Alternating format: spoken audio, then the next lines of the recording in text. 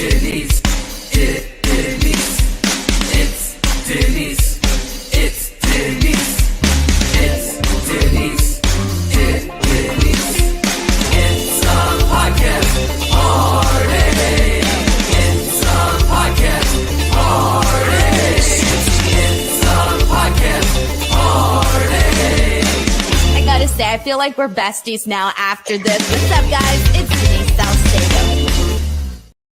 Hey there, everyone. Welcome to the show. It is Denise. It is February 15th. You are here on F4W Online, and you're watching Speak Now Pro Wrestling. And today we are going to be chatting all things AEW Dynamite. We are just a couple weeks away from Revolution. We finally got a little bit more matches announced. We officially have 4 matches announced. We were kind of just at pretty much had one. We pretty much had a couple of predictions and assumed what matches were going to be happening. But at least we got a couple more announcements here today. But we are going to go ahead and dive into the show. Before I do, just a friendly reminder to everybody here, if you do want to help support this podcast and also get your question, your comment, your statement read on the air, you are more than welcome at any point throughout the show to send in a super chat. It really helps me out a whole lot and kind of keeps the conversation going and gets some people's thoughts in here for those of you who are interested and able to. Let's get started with overall thoughts on Dynamite today, because heading into today's show, I was looking at the card, and truthfully, like, there really wasn't much on the card that I was kind of stoked about. And I thought, oh man, like, the card doesn't really look too great today, but maybe it's going to be one of the shows where you don't have very many expectations and it ends up, blowing you away. I didn't feel that way about today's episode of Dynamite. I actually thought today's episode of Dynamite was my least favorite episode that we've had since 2023. Obviously, we're only like 2 months in, but I didn't really connect with today's episode of Dynamite. I thought that there was a lot that I wish was a little bit different. I thought some of the matches were, there wasn't really any matches that completely blew me away. And I mean, I've been talking about this consistently, especially the last 2 weeks. We really had some really great shows with a lot of really good wrestling. And I thought today was just an okay day for a lot of the matches that we saw here tonight. So I don't know where you guys are on all of this, but I kind of felt just a little disconnected from today's episode of Dynamite. But I am happy that there was a couple of things that I did like on the show, which I will touch on in just a second. But I am happy that we have a little bit more information as to what we can expect from Revolution, especially given that we are very close to the show. But let's go into this, everybody. We're going to go in a nice chronological format just because it makes things easier. So let's kick it off with the opening match of the night. And for this one in particular here, we had Orange Cassidy team up with the Acclaimed, Anthony Bowens, Max Caster, as well as Billy Gunn, Daddy Ass, to take on Jeff Jarrett, Jay Lethal, Satnam Singh, and Sanjay Dutt. So I just want to start off by saying that, man, I have nothing but mad respect for Jeff Jarrett going out there and wrestling after the passing of his father. I can't even imagine having to do anything like that. And I know it's something to applaud because, you're going out there and you're keeping the legacy and family and the name and everything alive and all of that. But man, I always have mad respect. I mean, I had mad respect when Mark Briscoe did it. I have mad respect here for Jeff Jarrett for doing it. So this match here, it really was just, I saw this one a lot differently. And to me, I kind of thought that it was just a fun little match to, these are all guys that, we've been seeing them feud. We've been seeing them go back and forth. But this to me was really just a way. I couldn't be like, oh, I didn't like this match or anything like that. I couldn't be that way about this match whatsoever. So for me, I enjoyed it just simply for the fact that, Jeff Jarrett was out there and he was doing his thing. And that to me was enjoyable. And there was actually a couple of bits that I really enjoyed from this. First and foremost, I did love the interaction that we kind of got between Orange Cassidy and Satnam Singh, because there was a moment where they're both, pretty much facing each other, and Satnam Singh is basically making fun of him for being, super short, which pretty much everybody next to Satnam Singh is incredibly short. So he goes in and tags in Sanjay Dutt into the actual matchup there. So I did think that little portion there was pretty funny, especially because then Sanjay Dutt goes in there and he's like dancing around Orange Cassidy, and Orange Cassidy and Sanjay Dutt, clearly Sanjay Dutt does a lot of the comedy stuff too. We know Orange Cassidy does a lot of the comedy bits as well. So it was kind of fun to see their little dynamic unfold in this match. But this was a lot of everything. And we did have the Guns come out. Now, this is entirely, how do I say this? The Guns and them becoming tag team champions was the big topic that we were talking about last week, because everybody, I would say the majority of people were like, what the hell? They're tag team champions. How is this happening? We had a handful of people that were like, you know what? We get it. We know why they did. Well, we all knew why they did it. We just didn't really care for it. But there was a couple of people in here that were okay with, I guess you can say, a sad ending to last week's episode of Dynamite. But regardless, I feel so bad. Well, I don't feel bad. But the Guns, I just feel like no one cares, because they came out and they were, they came out during this match and they were standing at the stage and they were, being the Guns and being themselves. And there was moments where they would show them on camera, but like nobody was reacting to what the Guns were doing. Nobody cared. Everybody was like, let's just watch what's in the ring. Nobody cared about what the Guns were doing on the stage. And so it was one of those things where I'm like, damn, those are our tag team champions right now. What the hell, man? So they pretty much kind of felt a little bit invisible. But we move on into the match. There was a good spot where Orange Cassidy did the orange punch on Satnam, but Satnam catches him and then just like catches the fist and just throws him down.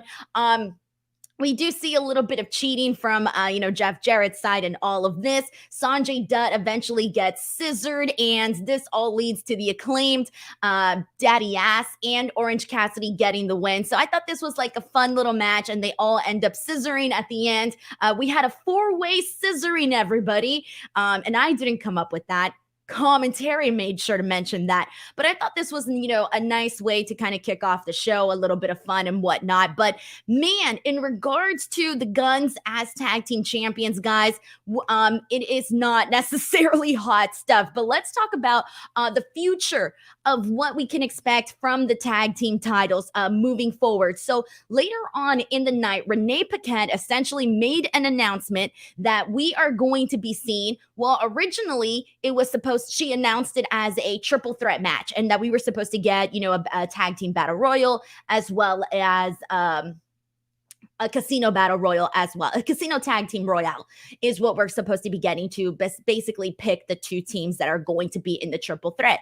However, then the Acclaimed came in here and basically said they were invoking their rematch clause. So then this match would go on to be a 4-way at Revolution. So this is going to be 4 teams competing for the AEW tag team titles. We're going to have a Revolution tag team battle royale that's going to be happening next week. We're also going to be having a casino tag team royale that's going to be happening in 2 weeks, and that will determine the 2 teams that are in this match. Now, it's clear that they did this into a 4-way because realistically, I don't think that the Guns versus the Acclaimed was a big enough matchup for the Acclaimed, and it's very clear that it wasn't a big enough matchup. And then now it kind of irks me though, because here's the thing, when the Guns won last week, and I'm thinking, okay, clearly it's to piss off the Acclaimed, it's to piss them off and, further along the story. But I was under the assumption that we were going to be getting the Guns versus the Acclaimed. Now that we're getting this fatal 4-way, and I would much rather see this fatal 4-way, I'm wondering, did we really absolutely need to take the titles off the Acclaimed? Did we honestly have to go about it this direction if we were going to go into a fatal 4-way tag team matchup here? I'm going to just say no. I don't think we necessarily had to have the Guns win the tag team titles for this fatal 4-way. I think that they should have continued on with, beefing with one another, being annoying and trying to get their title shot, etc. I still think we should have gotten, this fatal 4-way, but I really just don't think it was absolutely necessary to have the Guns defeat the Acclaimed here. And in terms of which tag teams are going to be in it. We do know that for the tag team battle royale that's taking place next week, we know that Best Friends are in it. We know Jay Lethal and Jeff Jarrett are in it. The Lucha Bros are in it. The Butcher and the Blade are in it. We also got freaking Matt Menard and what's his face? Blanking right now. They're in it. So for me, in terms of like the teams that I'm seeing right now, I think it's very crystal clear that we can expect to see the Lucha Bros in it. I think they should be in it. And I can see also it being Jeff Jarrett and Jay Lethal. That could also be an option. But for sure, we have to have the Lucha Bros in this matchup just to make it fun and really spice it up and get some fun exchanges here. But in regards to all of this, guys, I said last week, the quote I didn't want to say was, I'm gonna let it play out, man. And I let it play out, and I'm not liking it. I don't think they needed to become tag team champions here, but whatever. I'm going to make my peace with it. I just don't necessarily think it was necessary. I think we could have still gotten to this fatal four-way with some other direction, with them not having to become champions. But let's see what you guys are saying here. You, the people. All right, we got S. Morgan in here who says, I'm very happy it's a Texas death match and not a last man standing match that would have had the pay-per-view too long. Well, we do know AEW pay-per-views tend to be incredibly long, but yes, you're completely right. So we will talk about this more later, but it was announced that we are going to be seeing Jon Moxley versus Hangman Page in a Texas death match. And here's the thing, like, we've seen Hangman Page do a lot of, Texas deathmatch stuff when he was AEW champion. And man, I was here for it. I love the work that he did with Lance Archer. That was legitimately one of my favorite matches, and, a couple of others. But we know that Jon Moxley loves to bleed and he loves violence, and we'll talk about that more in an upcoming match. But I too am completely happy that this is going to be a Texas death match. I think this completely suits the feud. It suits the beef that we've been seeing between both Jon Moxley and Hangman Page, but also I think it also matches them and like their personalities and what we're used to seeing from both of these guys, because it's not like Hangman Page is a stranger to violence. We've seen a lot of violence from Hangman Page. So I, for one, am completely here for it. So thank you so much to S. Morgan. I completely agree with you as well, especially because a lot of us, including myself, did think it was going to be a last man standing. But we got another super chat here from Grapple Geekery who says, I thought of Jarrett in the main event on Raw after Owen passed away. It was impressive both times. Thank you so much to Grapple Geekery for also sending this in. Hunter Tillman sends in a very generous super chat. Thank you so much to Hunter, who says, hey, Denise, I thought tonight's Dynamite was okay. The crowd wasn't really as hyped, but I'm happy we got more storyline progression and matches announced for Revolution. I hope the Guns title reign is short. LOL. So in terms of the crowd, it was definitely hard to follow the El Paso crowd. The El Paso crowd was phenomenal, man. Like, they're probably my favorite crowd that we've had this year. I'm probably forgetting another crowd, but for sure, they were definitely hot. I thought they were hotter than the Los Angeles crowd, and I was there, man. I really thought that the El Paso crowd completely blew out, like, everybody out of the water. So clearly, if the next crowd for the following week wasn't going to be as hot as the El Paso crowd, you were going to see a little bit of difference. But I did think they were hot I thought they were hot for some things that I personally wasn't interested in. And I'm like, all right, the crowd's reacting, so that's good. And there were moments like when MJF was out there, they were freaking going nuts. When Rush was out there and, they were chanting Culero and this and that, that was another moment that I felt that they were hot. And then everything else, well, they were just acting accordingly. But thank you so much to Hunter Tillman. I also agree with you in terms of Dynamite for today. Let's see what else we got here. This is from Rimo D, who says, this was the hardest episode to watch of their history. It's like these guys are actually trying to hurt each other. Sad face. And let's get into... let's talk more about this. So that was pretty much the opening match, and we kind of already went into that. But let's get into this next match here. This was the Texas Tornado tag team match that we had. We had Claudio Castagnoli and Jon Moxley defeat the team of Rush and Preston Vance. Now, you guys know that I love violence. Everybody knows this. If you listen to any of my podcasts, you know that I'm completely for the bleeding and the blood and guts and all of that. I'm the first person to like jump out there and be like, yes, this was probably the better match of the night. Actually, wait, no, I'm taking that back. I didn't think this was the better match of the night, but I thought it was an okay match. But okay, I'm gonna have to take that back, guys. I didn't like this match. I'm gonna be real. I'm gonna be completely real. I didn't connect with this match at all. And there's a couple of reasons why I didn't necessarily get into it. I did get into it in like the final moments.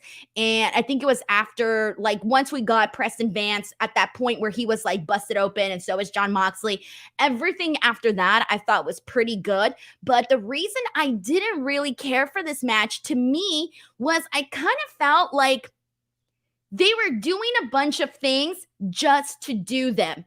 It didn't feel like there was a natural flow to this match. It kind of just felt very all over the place, but not in a way that is chaotic and fun. More in a way where it was just not really hitting the mark for me. And again, you guys know how I feel about these types of matches. I love them, but I kind of felt a little bit just disappointed in this match. And so with that being said, I do want to talk a little bit about Rush and Preston Vance. Now, I'm going to be real with you guys. I was not really fond of the pairing of Rush and Preston Vance. To me, it's a very odd pairing, and not in the odd couple sort of way yet. You know, the odd couple way, and I'm talking like when we had Daniel Bryan and Kane is probably one of the, you know, when you think of odd couple pairings, that's a really great one, right? This is not like that. And I think this is supposed to be this odd couple pairing that is supposed to be fun and, you know, enjoyable. And they're so different, right? And it's supposed to be ironic that Preston Vance is out here calling himself Perro Peligroso, which he's saying Perro Peligroso. I don't care for it. I'm not a fan of the actual pairing. I just don't necessarily feel that they match in a way that I'm interested in it. I feel they're too different to me. Like, you got Rush on one end, who's this like super charismatic guy. And then you have Preston Vance, who is kind of just, he's not at the same level of charismatic as Rush. So I almost feel like there's this huge just like discrepancy in terms of their personalities and their characters, and they don't really have anything just yet that really, to me, connects them. I feel like it's supposed to be an odd couple pairing where, again, he's calling himself Perro Peligroso. That's supposed to be funny within itself. But for me, it just hasn't hit whatsoever. It feels like, to me, when I thought about this pairing, I started thinking, really? Like, of all the other guys out there and all of the other pairings that could have been done, I just don't see Rush and Preston Vance there yet. Now, I could be wrong. This could completely grow on me in a couple of weeks, but based on what I've been seeing thus far, it still hasn't necessarily hit for me. So I'm a little bit on the opposite end of this one, guys. I'm not really feeling this one. And let's see, there were some moments that I loved, and really all of them include any sort of interaction that we got between Claudio and Rush. Anytime we got Claudio and Rush in this match together, ooh, that's when I was kind of feeling it, and I was digging what they did there. I did like that. I thought it was really funny, though, because at one point we go to picture-in-picture break, and then we come back, and Jon Moxley's completely busted open. And it was funny because before we left to picture-in-picture, like, he wasn't bleeding. We came back, and he was busted open, so I did think that was funny. Preston Vance did bleed a whole lot. Like, he was freaking busted open. I did like the part where Claudio got him in the big swing, and literally he's like busted open, he's bleeding, he's holding on to that wound, and he's being swung. Like, imagine bleeding and being swung. Like, that's pretty impressive. But where am I at with the rest of this? There were, again, like I said, there were some good moments. I did love when both teams were exchanging forearms, and then we saw that suplex spot afterwards. I thought that was good. We did see Jose, the assistant, get involved in this match and hit Claudio with a chair shot to the back. Finally, we see Claudio spear Rush, and they did give this match a lot of time, which I did appreciate them doing that. But I also liked, so Claudio at one point gets Preston Vance with a ton of, he wraps the chain around his fist and just starts punching him and punching him. And commentary pointed out how this is not something that we normally see Claudio do. And then he just kind of goes all out and starts hitting him like crazy. I did think that part was was pretty funny. And I did like the ending too, with the way that, we had Jon Moxley submit Preston Vance. So while there were some good highlights in this match, I did think that it just didn't necessarily hit the mark for me, especially with this type of matchup. So it was okay, but I'm going to need a lot more to be convinced with this pairing of Rush and Preston Vance. So let's see where people are on all of this and see how people think here. Let's see. I don't know if people are going to agree or disagree. Let's see what we got here. This is from official Matt Games, who says Rush is great, but he seemingly doesn't like to sell and not be number one. Let's see what else we got here and see what else people are saying about this. Major Blood says it was always weird to add Vance to the group. Yeah, it was definitely weird, but let's see what else. Alexis P says, I think Preston was added to the group to have an English speaker, but he can't talk either. It's a super odd pairing, guys. Honestly, it's a super odd pairing. I'm still not completely here for it. So that's where I was on all of this. All right. So also, after this, during this match, we were seeing Hangman Page watch from the back and all of that, and he ends up getting attacked by the Butcher and the Blade and Kip Sabian and all of that. So let's move on, because this next part of the show I really, really loved. So I've been out here pretty much saying every single week that, man, I really wasn't looking forward to seeing, because we know that Wardlow, Samoa Joe, is going to lead to Wardlow most likely winning the title. And they officially made that match official for AEW Revolution. And one of the things that I had been saying the past couple of weeks was, due to Wardlow's previous reign as champion, I lost a lot of interest in Wardlow. I didn't think that they really made his reign feel hot. I wasn't interested in it. I thought that they I just completely lost interest. And so I didn't mind Wardlow becoming TNT champion again, but only if they switched things up, if only they made things feel different for Wardlow. I didn't want to see the exact same match over and over again. So that was one of the things that I said, was I don't want to see the same thing with Wardlow. With that being said, I loved the sit down that he did with Jim Ross. I thought that what they did here was reconnect Wardlow to the people by sharing a very deep and personal story. So Wardlow gets personal here, and we kind of learn a lot more about him and maybe some of the more serious things. And also it added to the feud. And so let me tell you how this went down. So first of all, Wardlow looks incredibly different without the hair. I love it. He looks great. But anyways, so Wardlow is talking about his father, and he's talking about how his father was in his life, in his early childhood years. But then after the age of 8, him and his father, his father went away and they didn't have a relationship. And then later on in his life, his father came back into his life, and they started to have a relationship again as father and son. And then after that, right when they were kind of, getting their relationship, to become something, or not become something, but once they were, they were in communication again, he then finds out that his dad has stage 4 cancer. So he ends up, dealing with all of that, goes to the hospital, everything. And then he says that when his dad was in the hospital, he basically saw everything be taken away from him. That includes his hair and all of that. He then talks about how he told his father that he was going to make it one day in wrestling, that he was going to make it, and that he would be a better man and all of that. And that ended up being the last thing that he said to his father. And his father then passed away. So he then says, that's why I grew out my hair. That's why you saw the facial hair. I did that because I saw all of that be taken away from my father. So then this gets tied in to the Samoa Joe feud, because then he says, he gives us a story as to why his hair meant something to him. And then he says, Samoa Joe took that away from me. And so you're thinking like, oh man, this is really getting personal now. So they took a very personal story from Wardlow's life and incorporated that into this feud with Samoa Joe and Wardlow. And that instantly, to me, brought on like a whole new life into this feud. It brought a whole new perspective. It made you care about why Samoa Joe cut Wardlow's hair off. It was already messed up, right? Because nobody wants to get their hair cut off by anybody without their consent, right? So you were already thinking like, oh, that's pretty messed up that Samoa Joe did that. But then now you have this whole entire backstory, and that made you want to root for Wardlow. That made you want to root for Wardlow.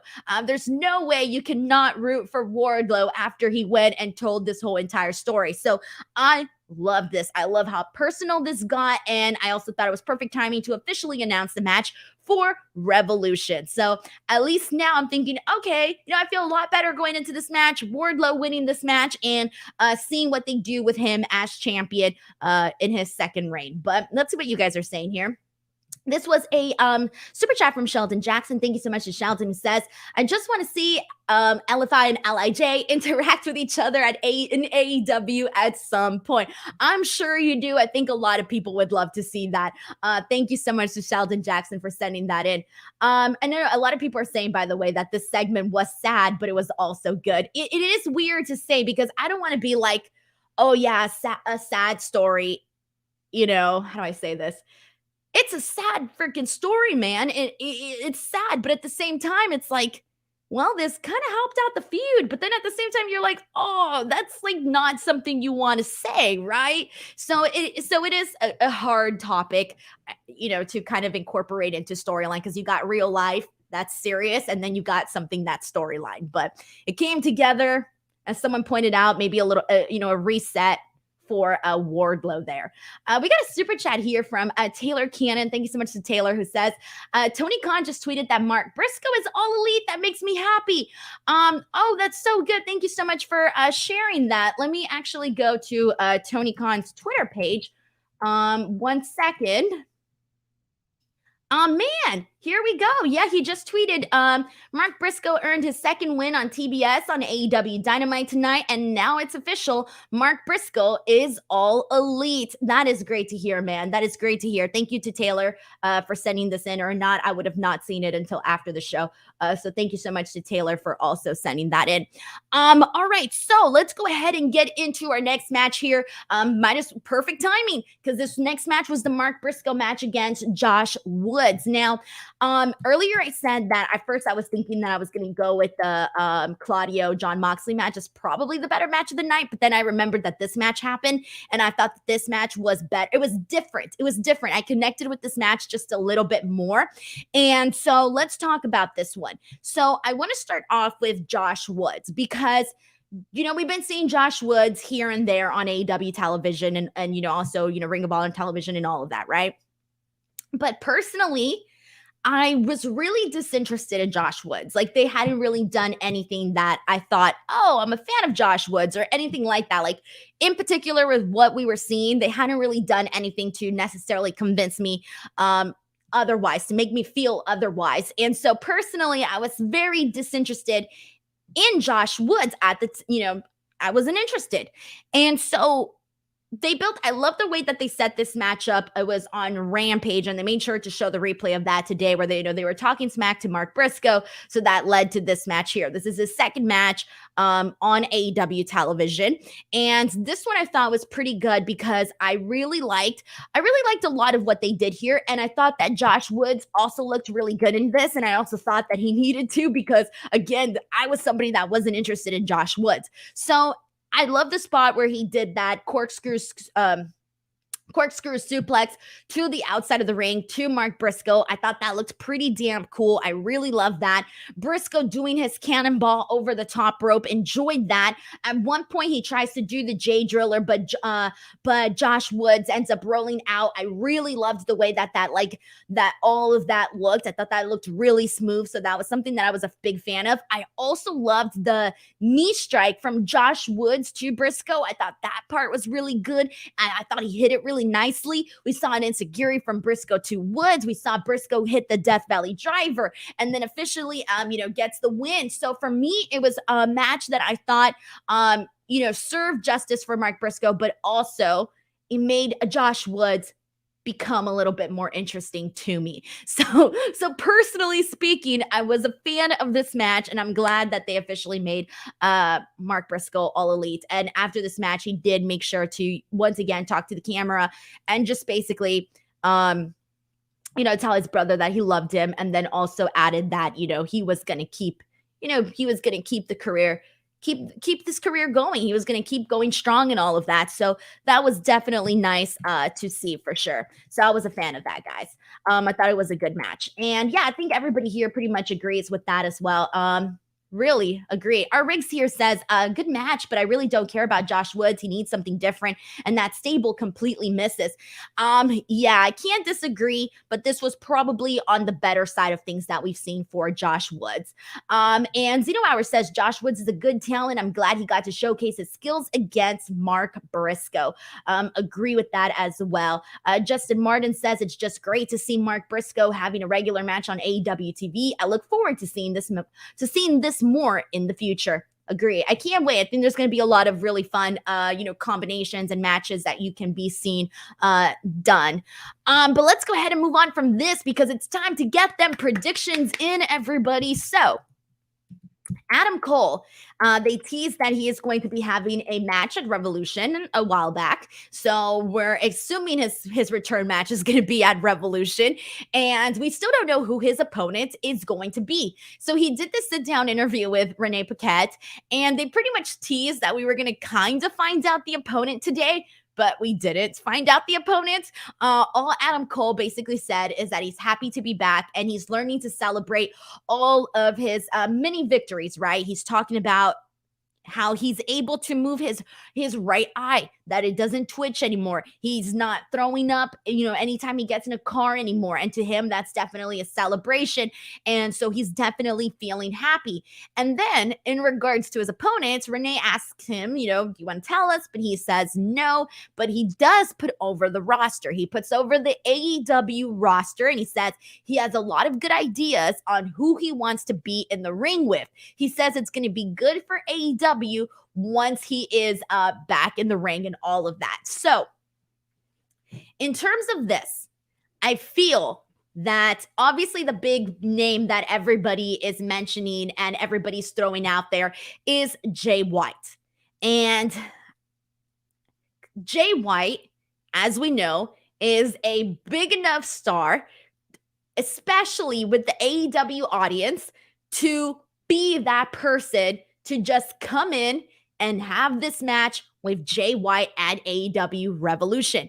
His contract, I believe, expires at the end of this month, and he's already going to be, he already had his farewell match in Japan, and he's working the San Jose show. So, and that's all we know right now. Like after that, we don't got anything else. We don't got any other information. That's pretty much it. So it does seem possible that it can be Jay White, but then again, you don't know. Is he going to go to AEW? Is he going to go to WWE? We don't know. Whatever. So he is the big name. I do think that I'm hoping that it is him, and I'm going to be a little bit honest. I'm going to be a little bit disappointed if it's not, and I think a lot of people are, not because they've teased it or anything really, but more so just because I think that would feel like a big deal. And I feel that based on any time you're kind of, keeping the opponent close to wraps and you're not, revealing the name and you're making people hang on to it, each time you do that, and each week that goes by and we still don't have a name and we still don't got a name, we kind of get our hopes up a little bit higher on who this person is going to be. Now, I was trying to think of other people that are not Jay White, that, let's just say, sticking to the AEW roster. Who could be that opponent for Adam Cole, baby? And so I saw somebody pointing out Takeshita, and I thought about it, and I'm like, okay, like that would be good because Takeshita's out there. We've been seeing him, wrestle, and he's been having great matches, and he's starting to be featured a little bit more on AEW television. I wouldn't hate that, and I know the match would be good, right? Other names that I was thinking about, but I don't here's the thing. As I ran through the whole roster, I was looking through everybody's name and I was thinking, who can honestly be in this match? And there really wasn't anybody else that I was kind of thinking like, oh yeah, this is the person. Because even if we want to see that match with Adam Cole, they're already doing another storyline, or this is probably the direction that they're going to go in with that person. And just some things didn't necessarily make sense just yet. Some other names that I was thinking, and I'm not even too positive about, but I was thinking, well, it would be cool to see Bandito versus Adam Cole, but I don't think they're going to do that. Pac versus Adam Cole would be cool too, but I'm not so sure that they're going to go that direction. So like all the other options, I'm not completely sold on. So let's see what else we got and what people are saying. Some Alexis P points out Kota Ibushi. We all know that he's officially, done with New Japan Pro Wrestling. But yeah, guys, I don't know, guys. Zeno Hour says Orange Cassidy doesn't have an opponent for Revolution. That is true. He doesn't have anybody right now. So there you go. That's maybe somebody else, but who knows? Maybe they could work him into something else. Manu Kalpa says CM Punk could be. I don't think so, guys. I don't think so. Although if it was, I would tell you I'd be pretty freaking stoked though, because you guys know I'm a CM Punk fan and I would be very excited about that. But again, I just don't know. It feels like not a possibility at this time. But at least to me, it feels like it's not a possibility at this time. But I could be wrong, guys. I could be completely wrong. Let's see what you guys are saying. This is from Justin Martin, who says, if they sign Jay White, that would be a great choice. As for someone currently on the AEW roster, I really have no idea. Maybe Pac or Jay Lethal. Well, Jay Lethal is most likely going to be, he's my guess for being in the four-way along with Jeff Jarrett. That's my guess. So I'm kind of ruling him out on this spot here. Pac, I do think could possibly be an option just for the sake of you'd get a really great match out of them. So again, I don't know. All right, so let's go ahead and press on from here, and let's get into everything that occurred with MJF. So we got MJF going out there, and he's once again getting super loud Guleto chants, which is really funny. He starts trashing the crowd, saying that, all these people, they used to be devil worshippers, which is what he was calling his fans for a bit, and calls everybody disgusting monsters, and that he turned on the fans before they can turn on him. So he's talking all this shit, and the crowd's like doing really loud STFU chants. And this is where I thought the crowd was really hot. I thought they were really great at reacting here to MJF. It felt like a big deal that he was out there. So I really liked the way the crowd reacted to MJF here. But he pretty much tells everybody, I hate that Bryan Danielson has all of you people convinced that he's better than me, because he's not, and I'm the better wrestler.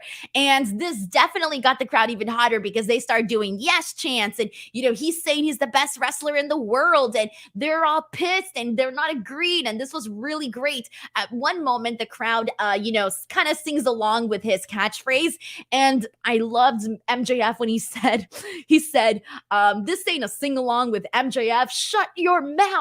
I thought that was pretty dang hilarious. That was really funny. But anyways, this all led to Christopher Daniels going out there and pretty much having this confrontation with MJF. And he basically reveals to all of us that MJF tried to pay him money to come out there and bury Bryan Danielson.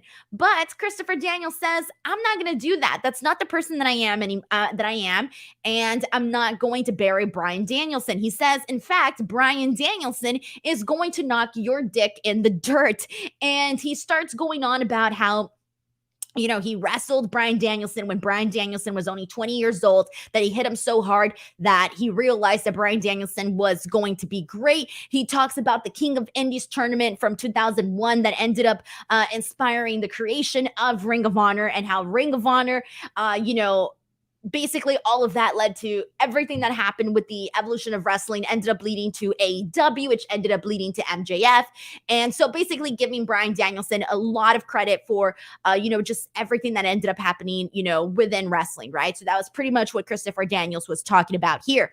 And then Christopher Daniels basically tells MJF that all MJF wants is to be like Bryan Danielson, and that he wishes he was like Bryan Danielson, and that's why he hates him so much. So MJF gets super pissed and he smacks the microphone out of the hands of Christopher Daniels. And then I really liked this exchange too, because Christopher Daniels like literally just like pitch slaps MJF. And so finally MJF comes out there, gets him with the salt of the earth, and Bryan Danielson ends up running him off. So this was really, really good. I really enjoyed the ending. And I think that Christopher Daniels, like I wasn't expecting Daniels to go out there and be the person. I wasn't expecting him here, but I love that he was that person, because he does know and has, history with Bryan Danielson. And so he was the perfect person to go out there and, talk about Bryan and talk about his past and talk about his contributions to pro wrestling, and basically saying why Bryan Danielson is the best wrestler in the world and better than MJF. So I did like how they used Christopher Daniels in this role. And I'm curious, I still don't know what my prediction is for this match between MJF and Bryan Danielson, because, Bryan Danielson did do a vignette earlier in the night where he basically said that, MJF doesn't have the heart. He doesn't have the passion that Bryan Danielson has to go all the way to do those full 60 minutes. And so I'm a little bit like, man, what do we do here at Revolution? I'm still a little bit undecided. I can't imagine MJF completely clean, getting a clean victory on Bryan Danielson. I don't see that happening. But I also don't know if I necessarily see MJF already losing the AEW World Championship. So I'm a little bit torn here on what I think is going to go down. I'm hoping that by next week I have a better idea on, or rather a better prediction on what I think is going to happen between MJF and Bryan Danielson. I would love to see Bryan Danielson as AEW champion. I think we all know that we will. I know that Bryan Danielson, not too long ago, he did an interview. I forgot with who though, but he basically said that he's not really in it to be AEW World Champion. Like if they wanted him to be champion, he would, but he's really in there just to have like competitive matches and be great and all of this. But the fans, we want to see Bryan Danielson as AEW World Champion. I think if we don't get Bryan Danielson as AEW World Champion, we would feel like we got robbed. And I don't want to get robbed of that moment. And I don't think a lot of other people want to get robbed from that moment. But again, MJF, is it too soon to already end his reign as AEW World Champion? I don't know. Man, let's see what people are saying here. There's just pretty much Vance Rawlings predicts that MJF is winning over Bryan Danielson for sure. I don't feel that way, because I went into this thinking, you know what? It's going to be Bryan Danielson defeating MJF. And I don't know that I feel that anymore. So we'll see. All right. So moving on from this, afterwards, we ended up getting a match between Jungle Boy Jack Perry against Brian Cage. Now, I thought this match was all right. There were some good moments here, but it was a pretty quick match. We see Brian Cage powerbomb Jack Perry, and then afterwards, Jack Perry ends up doing a diving splash onto Brian Cage. It's a near fall. He then hits a Death Valley Driver, another near fall, and then a super kick from Jungle Boy to Brian Cage, and then a crucifix, and then afterwards, he ends up getting him with an elbow to the back of the head, and finally rose up Cage and gets the win. So it was a pretty quick victory for Jungle Boy Jack Perry, and a good victory at that, because Brian Cage has been being presented a whole lot better in the last couple of weeks, months. So for him to get a win against Brian Cage, I thought was a pretty solid one at that. A quick one, but a solid, good little win for him for sure. And Jungle Boy has been on he has won all of his singles matches since that match that he had with Luchasaurus. So he's been, pretty much picking up them when we already know that he's going after the gold. He's basically been telling us this. But so I'm thinking here at this point, okay, he's going for gold. We'll see what happens. And then to our surprise, Christian Cage is back. We haven't seen him, I think, since, was it All Out? I don't know. It's been a while. We have not seen Christian Cage. we haven't seen Christian Cage in a hot minute. It's been months. But anyway, so Christian Cage returns. You know, he was injured. He had the sling in his arm and this and that, right? And so he goes out there, attacks Jungle Boy, reveals that he's no longer injured, and from the looks of it, it looks like we're going to be seeing Christian Cage versus Jungle Boy at Revolution. They haven't actually made it official, but from the sounds of it, that is definitely what we're most likely going to be getting at Revolution. Now, we did see them wrestle already at All Out, Christian Cage getting that victory, but we do need to see, I think, Jungle Boy eventually, we need to see Jungle Boy get his win over Christian Cage. So I'm totally cool. I'm totally cool with them circling back to this, and him defeating Christian Cage is going to really just add a whole lot to Jungle Boy. So I'm totally here for this. I was very happy that Christian Cage is back, because really, Jungle Boy and Christian Cage have really had their best. For Jungle Boy, this has been his best feud in AEW. Everything that he was doing with Christian Cage and Luchasaurus. So for me, I'm pretty damn stoked about this. I'm cool with this. I'm excited about it. And I can't wait to see Jungle Boy get his win over Christian Cage and kind of, go on from there and eventually, go after that bout. You know what? I think it would be freaking great if eventually Jungle Boy, I know we're still a little too far from this, because I'm assuming we're going to get Wardlow defeating Samoa Joe at Revolution. I'm assuming he's going to defeat him. And so then I'm thinking, it's going to be a while. He's going to have to hold that on for a bit. But I wouldn't mind it if Jungle Boy is the one who eventually, takes that title away from Wardlow. But who knows, because there still would have to be a lot to happen. They're both baby faces right now. So there would have to be a lot, to kind of happen in between there. But I think that would be something that I would like to see down the line. But again, we'll see, because they're clearly pointing at, Jungle Boy getting gold at some point. So you don't want to wait too long for that. Get him those wins. Get him a solid win over Christian Cage, go from there, and we'll see what happens with all of that. All right, so let's see what else we got here and see what people are saying. Dante NYC says you have to start giving Brian Cage some wins. I'm just glad he's on television. Honestly, I'm going to be honest. I'm just glad we're seeing Brian Cage on television, because we went such a long time without seeing him on TV.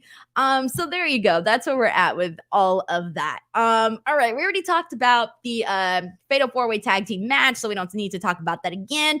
Really quickly, we have the Elite backstage, and they're pretty much chatting basketball. They're interrupted by Top Flight and AR Fox. They did have that really great match on Dynamite. So they confront them, and they basically ask them to run the match back.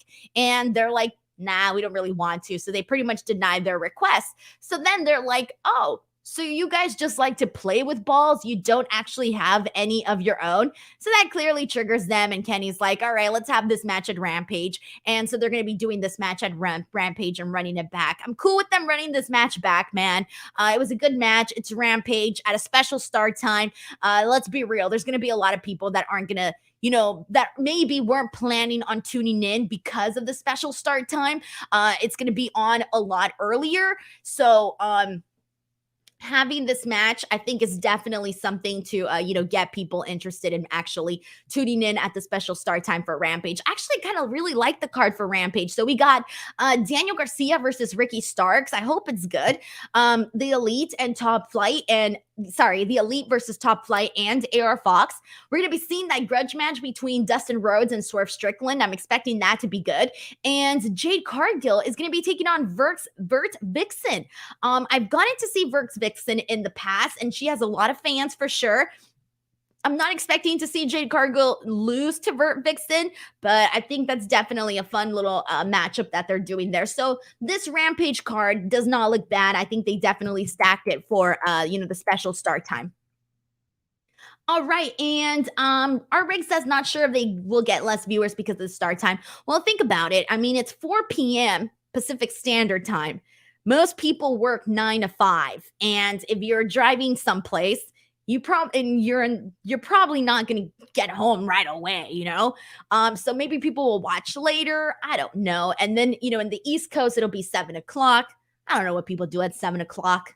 Guys, I have no idea. I know that my life revolves around wrestling shows. So if the wrestling is on, I will be watching. So I feel like I don't know anymore what people whose lives don't revolve around wrestling are going to be planning on. But realistically, I'm just thinking about, like, just speaking for people in California. If you're working 9 to 5, you're already like an hour late for Rampage, but you can watch, later on. And then again, it's a Friday. I don't know. It's not necessarily a great, time slot for people that, are out doing their jobs and stuff like that. But anyways, so I don't know.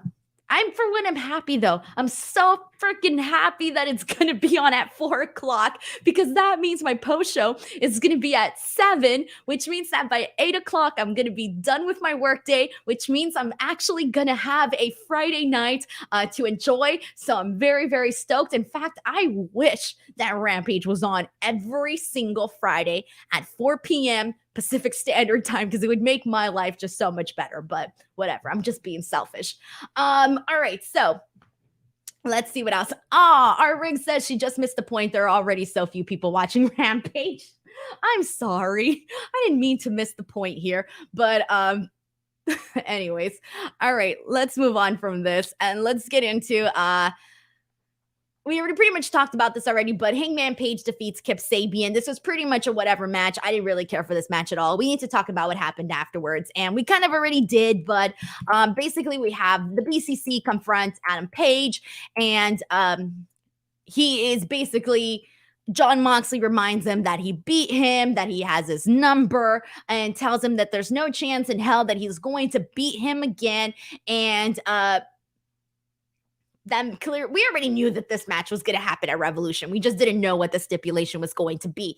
This then leads to the Dark Order coming out, because Jon Moxley said that Hangman Page had no friends the way that he does. So Hangman Page, the Dark Order comes out, but Hangman Page doesn't really want their help. But Evil Uno gets in his face and says, we're still going to help him out. So this is going to lead... They officially announced a match between Jon Moxley and Evil Uno. I think they announced that for next week's Dynamite. Yes. And then Jon Moxley challenges Page to a match at Revolution in a Texas death match. So we're officially know the stipulation: Texas death match, Adam Page, Jon Moxley. I can already tell you, I think we need to see Adam Page get that win. I don't want to keep seeing Adam Page lose to Jon Moxley, and I think that they were saving that for the pay-per-view itself. So I am expecting to see Adam Page get a victory over Jon Moxley. That's definitely where I'm at with all of this. And right now, honestly, it's one of the matches I'm most looking for.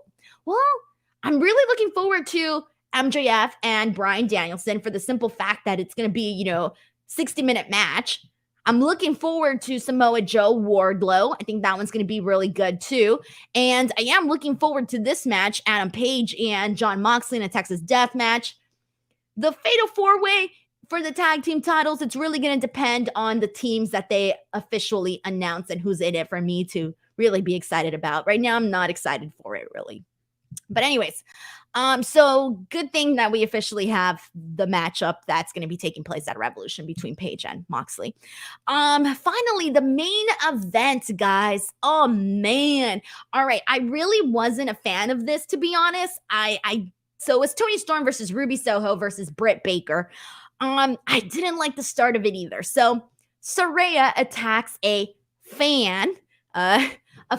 We're supposed to buy that, she attacks a fan, drags her in there, and, gets her hands on her and this and that. First of all, it's 2023. Ain't no one buying this. Ain't no one buying the whole, a fan gets attacked. Oh my God. Whatever, right? So that was my first little annoyance with it. I'm like, it's 2023. Unless you're 6 years old, ain't nobody believing this, right?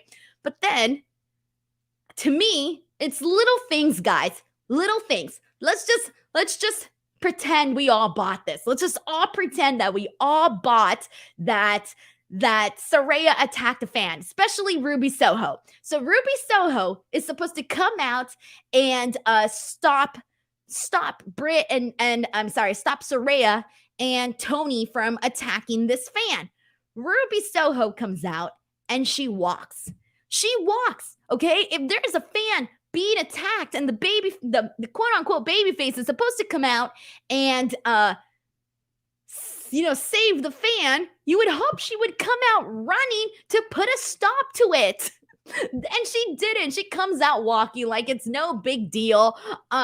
I'm sorry, but that little thing really, really irked me. I thought that the whole start of this was totally cringe because, again, it's not something you're going to buy. And then secondly, Ruby Soho is supposed to come out here, make the save for the fan, and she just walks out there. So then because she did the walking and we've been trying to figure out whose side she's going to be in, she's been Switzerland right now. Based on this, I am thinking she's going to side with Saraya and Toni Storm. Now, for the actual match itself, it was okay. It was a simple little match. I didn't think it was like great by any means, but it was fine. It was fine. We get a moment where we have both Toni Storm and Britt Baker have a submission locked. Each have a submission locked in on Ruby Soho. Saraya comes in and she breaks it up. I didn't like that part. I didn't think it necessarily made sense either to do that.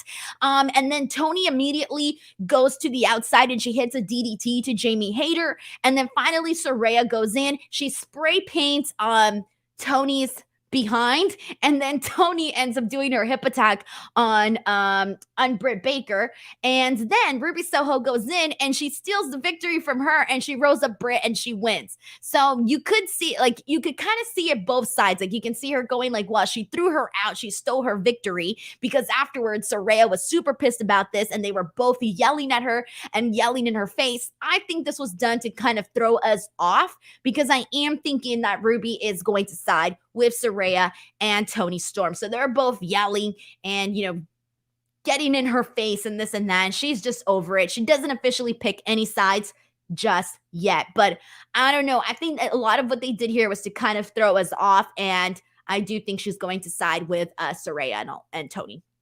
So that's where I am with this one. My thoughts on the main event overall. Thank you, Zeno Hour. Ruby Soho pulled a Jeff Hardy. Yes, I thought the exact same thing when Matt Hardy was getting beat down and Jeff Hardy came out to help him, and instead he's being beat up by like multiple guys, and instead of like running out there to help his brother, he goes out there and he starts doing the dance and this and that, and I'm thinking, bro, your brother's out there getting beat by multiple men and you're out here doing your dance. What? Okay. And now think about this. This was supposed to be a fan. And you would think that the person helping would come out and, save the person. Whatever. Dante NYC says Ruby gave no Fs. Man, seriously. Oh my God. Dante NYC also says, not gonna lie, Toni's hip attack looks like it hurts a lot. Yeah, I wouldn't want to be on the receiving end of that. So there you guys go. That was AEW Dynamite here today, the February 15th edition. Let's see what else we got here. I'm gonna read some more comments and then we'll wrap up the show. So Matt Hensley says, there was basically zero crowd reaction for Saraya, and the fan attack didn't help at all. She's not clicking with the fans, so I hope Ruby doesn't pick them for her sake. I think it might help them, actually, to have Ruby on their side. I don't know how anymore, but I think it will. But I do agree. The fans didn't buy this. Like I said, it's 2023. We're all grown adults. We all know that no fan's gonna get attacked unless it's like, you know what I mean, unless a fan's getting rowdy and then by then we get that. That's a totally different topic. But we just know that this was not something that was believable. So the crowd wasn't going to react to that. So there you go. That was my gripe with all of that. But we actually got a super chat from Heidi Ho. Thank you so much to Heidi Ho, who says, just showing some love, no comments on this episode. Thank you, Heidi Ho, for sending in this very generous super chat. And you having no comments on this episode makes me want to know your thoughts even more, because you've had some hot takes here on this show. And those were on shows that I think that, people actually liked. But this episode, I personally wasn't too big of a fan. So it makes me wonder, what's really going on inside your mind? But thank you so much to Heidi Ho for sending in this super chat. I appreciate it a whole lot. All right, guys, that was the show. Again, this Friday, I will be here to talk about SmackDown and Rampage, and I will be going on 1 hour earlier than I normally do because Rampage will start at 4 for me, SmackDown will start at 5, and by 7, and at 7 o'clock Pacific Standard Time, I will be live here on F4W. Before I go, please head on over to youtube.com/Denise Salcedo. That is my YouTube channel. I did a prediction show for Elimination Chamber with Simon Miller of What Culture Wrestling. That show was phenomenal. Please go check it out. It was so much fun. It was literally a 1 hour show that felt like 20 minutes. I'm not kidding you. I looked at the clock and I'm like, oh snap, the show's almost over because it completely flew by. On top of that, this Saturday, I will be doing a watch along on my channel. And I'm going to be doing a watch along for Elimination Chamber. So I'm pretty stoked about that too, because again, we got Roman Reigns versus Sami Zayn. That's what we've been talking about. And I love doing the watch alongs. They're always really fun. We're literally just hanging out. So if you want someone to hang out with, if you're lonely and you need someone to talk wrestling to, I will be there talking your ear off. YouTube.com/Denise Salcedo. Dante NYC sends in a super chat saying you read my comments a couple of times, figured I'd show some appreciation. Thank you so much, Dante. I appreciate you for sending in the super chat. It really means a whole lot to me. Really, it does. Thank you so much. All right, guys. Thank you, everyone. Have a great night, and I will see you back here on Friday. Goodbye, everyone.